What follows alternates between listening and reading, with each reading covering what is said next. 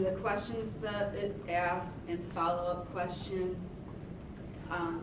things like that. Okay. But not the UI, except for there is a theming thing for the simulator. I feel when someone presents it, they won't want just they'll want something to say Michigan or. Mm-hmm. Have the dialogue in maize and blue. Okay. And I feel like people have been talking like there's an assumption that there's going to be a website that you go to when you're going to type stuff in or something that would be totally separate. Well, the easiest possible thing to get working is the simulator. Yeah.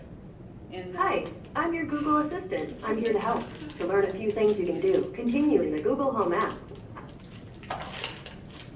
or we could do, that could be they call them surfaces, so that would be a type of surface.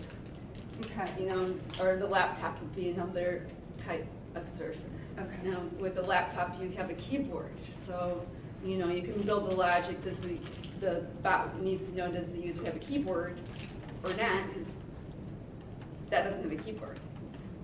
It's a little getting more complicated then, but it'd be good to know ultimately how someone wants to present.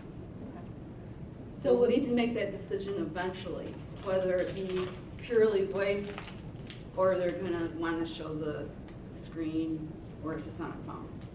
So I'm thinking a group of people would work with something flow and set up Dialogue the flow, yeah. dialogue flow, set up figure out the scenarios, the personas, and figure out the questions as Yes. what's the term? Well, it's kind of called conversational design. Uh-huh. So you think, like, the goal is to get a vegan meal Yep. today, and what does that conversation look like? Okay. Yeah. How does it begin? How does the bot engage with the user? And then we figure out how to. And then you need to make, eventually we need to decide what surface are we using. Okay. So the surface, it could be the Google Home. I mean, I think a phone, phone. is more handy than a laptop if we're talking about a student. Yeah, I mean, for me, I'm going to be testing in the simulator, so the simulator is going to be the first surface that I work with as I'm developing. Probably the phone would be, I want to try it on the phone next, but I'm not familiar with that. Yeah.